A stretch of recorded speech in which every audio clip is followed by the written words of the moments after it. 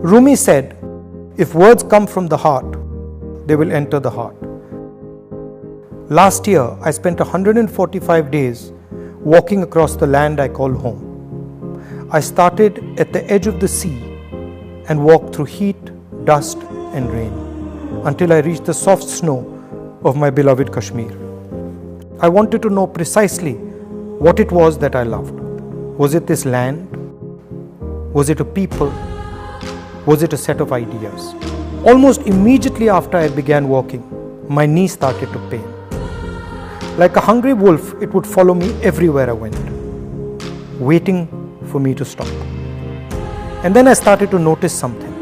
Every time I would think about stopping, every time I considered giving up, someone would come and gift me the energy to continue. Once it was a lovely little girl with a beautiful letter.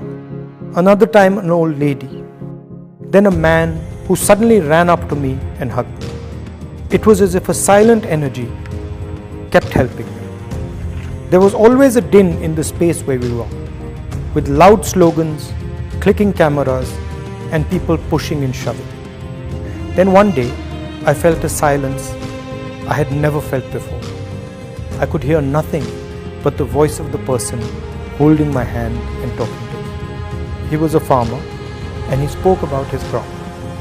He was crying as he showed me the strands of rotten cotton. There was nothing I could say, so I stopped walking and hugged him. It happened with children, with mothers, with students.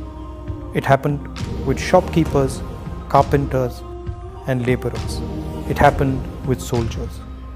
Now, I would almost never hear myself or the crowd. My attention would not move from the person who spoke into my ear. The object of my love had suddenly revealed herself. My beloved Bharat Mata was not a land. It wasn't a set of ideas. It wasn't a particular culture, history, or religion.